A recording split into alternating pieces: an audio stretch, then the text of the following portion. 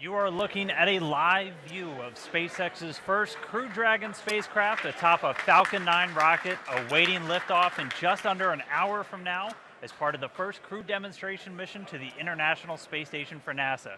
Good evening and good morning and welcome to the live broadcast of NASA and SpaceX's first crew demo mission to the space station. My name's Dan Hewitt, I'm a public affairs officer with NASA, and I'm really excited to be here at SpaceX's headquarters in Hawthorne, California for today's launch. Dan, it is so awesome to have you here. It's awesome to be here. Thank you for coming. My name is Lauren Lyons, and I'm a senior flight reliability engineer here at SpaceX. And as you can see, NASA and SpaceX have partnered on both the Demo 1 mission and today's broadcast. We'll be bringing you live coverage from not only here at SpaceX headquarters in Hawthorne, California, but also NASA's Kennedy Space Center in Florida, as well as the Johnson Space Center in Houston. As many of you probably already know, the purpose of today's mission is to demonstrate the ability of SpaceX's Falcon 9 rocket and the Crew Dragon vehicle to carry people safely to and from the International Space Station. Today's mission is a test flight. While there are no actual humans on board, we're going to be executing every step of this mission as if there were. It's worth noting that for purposes of this broadcast, we will be using the terms Crew Dragon and Dragon interchangeably to refer to this next iteration of our spacecraft.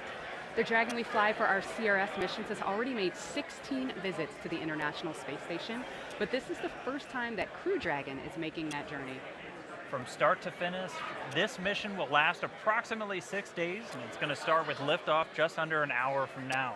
Once Falcon 9 has lifted Dragon into orbit, the spacecraft will make its way to the space station over a period of approximately 27 hours. This time period is a little bit longer than what we anticipate once people are actually on board, but for this mission, it allows ample time to conduct all the necessary testing and demos prior to SpaceX's first docking of Crew Dragon with the space station.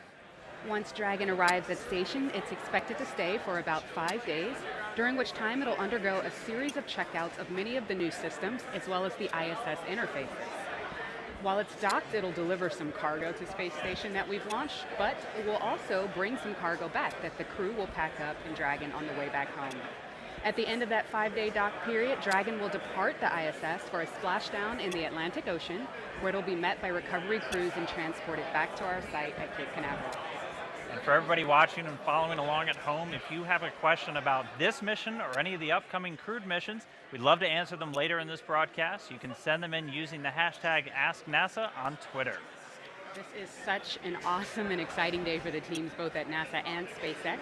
And with just under an hour to liftoff, let's check in with the team over in Florida, broadcasting live from Kennedy Space Center.